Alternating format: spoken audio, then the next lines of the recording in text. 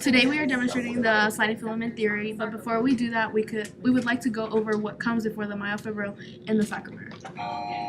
Here we have the presynaptic cell in which the active potential arriving to the axon terminal then shows the synaptic vessels with the neurotransmitters also known as acetylcholine, which also has a gateway for the CA2 to enter the presynaptic cell, which then sends signals to the vessels, making the vessels move to the membrane, fusing them into the membrane. When at the membrane, the acetylcholine, also known as the neurotransmitters, are then released into the synaptic cell. The process is called exotiosis, but after their release, acetylcholine binds to the receptors on the sarcomere, which are on the postsynaptic cell.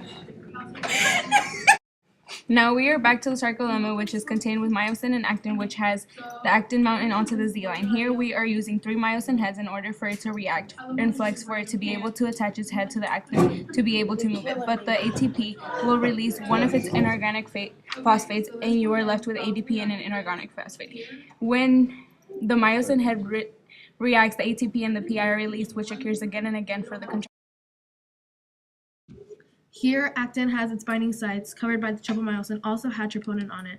Troponin is the wrapped around the actin. Having the troponin cover the binding sites means that the myosin head cannot attach itself to the actin, therefore no contraction will occur. But before this, the action potential traveled down the T tubules and had calcium released from the sarcoplasmic reticulum because of the change in charge.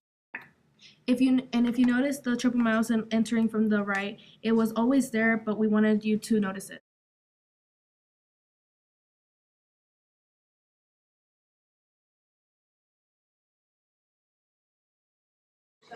The calcium ion binds onto the troponin, causing it to create cross bridges between the actin and the myosin, causes the tropomyosin to slide, uncovering the binding sites on the actin, allows the myosin head to attach and be able to move the actin, which causes the sarcomere to shorten. That's contraction. After that, the acetylcholinesterase removes the acetylcholine from the synaptic cliff that has the calcium transported mixed back into the cytoplasm reticulum, causing the tropomyosin to bind with active sites on the actin, causing the cross bridges to attach, and the muscle returns to rest.